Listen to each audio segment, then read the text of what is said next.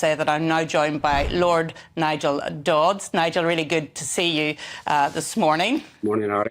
Yeah. Morning, Ari.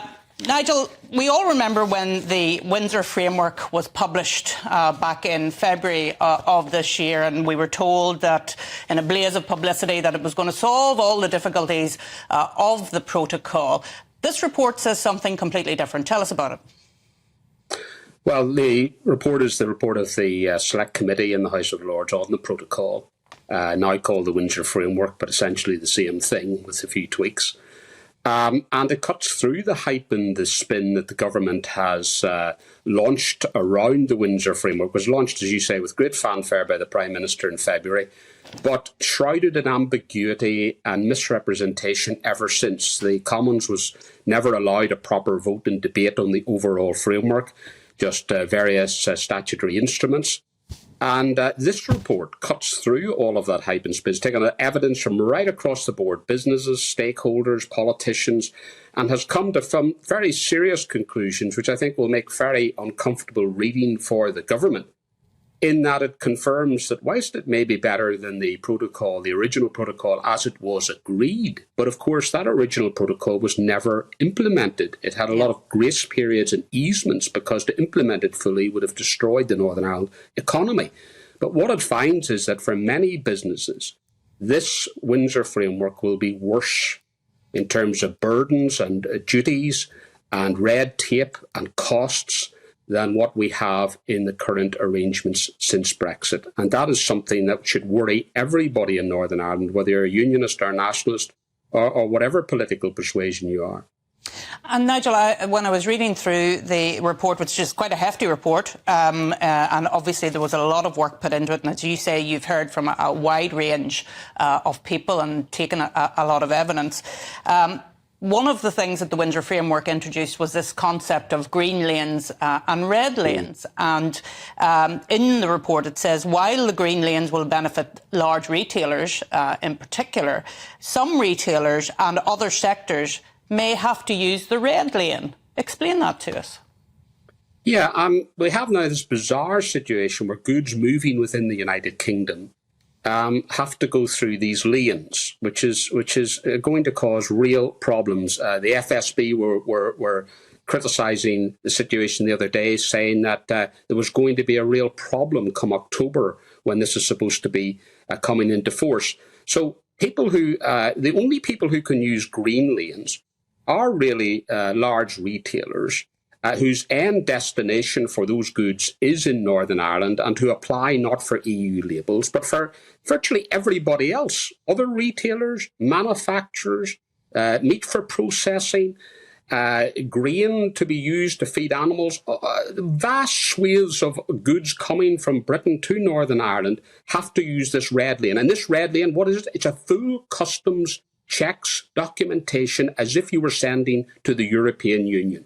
So this idea that Rishi Sunak said that he had removed through the Windsor Framework any notion or any idea or any sense of an Irish sea border is, I'm afraid, debunked completely by this report, which confirms what businesses and hauliers and others had been telling us in any case. And one of the other most worrying aspects of this is that EU law, we were told that 1,700 pages had been disapplied, that wonderful things were happening, EU law was being lifted. That turns out not to be the case. In fact, Northern Ireland businesses trading within Northern Ireland, within Britain, the UK, sending to the rest of the world, no trade at all with the European Union, still have to manufacture their goods and be regulated by European Union law. And the report finds that that will put them at a competitive disadvantage compared to their British counterparts. And that's really totally unacceptable.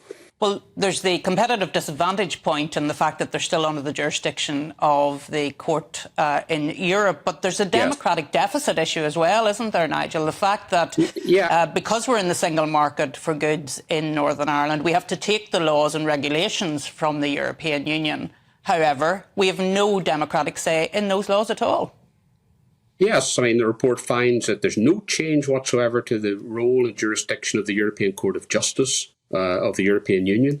And as you say, we have a situation where laws are going to be made over vast swathes and are being made, as we saw with the parcels directive just last week, where the government had to sack 5 of its MPs and replace them on the committee to get the parcels border enforced between Northern Ireland and the rest of the United Kingdom. Utterly ridiculous scenes in Parliament. But we have a situation where laws are being imposed on Northern Ireland without any say or vote by any elected representative, either in the Stormont Assembly in Belfast or in the Houses of Parliament, our Supreme Parliament.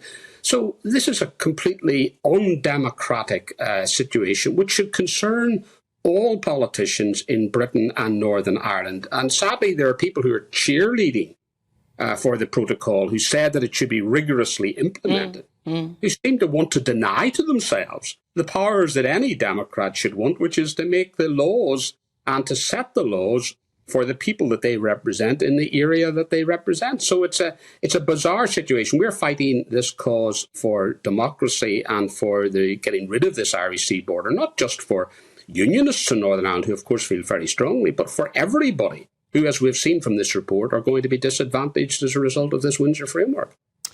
And finally, Nigel, you mentioned Stormont there. Of course, Stormont isn't running at this present time because of the protocol and because now of the Windsor Framework. Do you see any route back to Stormont in the next couple of months?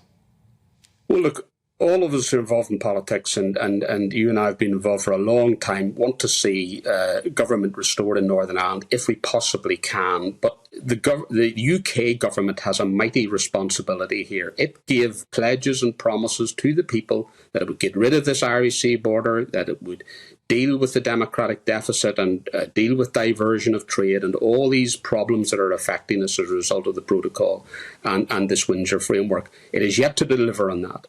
So the ball's very much in the court of the government. It did bring forward proposals through the protocol bill, which it has now dropped. There are suggestions such as mutual enforcement and other means by which the government could wrest back control over the laws that govern us in part of the United Kingdom. And I think the onus is very much now on the government to do that. And until it deals with that issue and delivers on the promises that it made, then I'm afraid we could be in for a more period of instability. We don't want to see that, but it's very much the responsibility of Rishi Sunak and his government now to deal with it. Nigel, thanks so much for joining us this morning.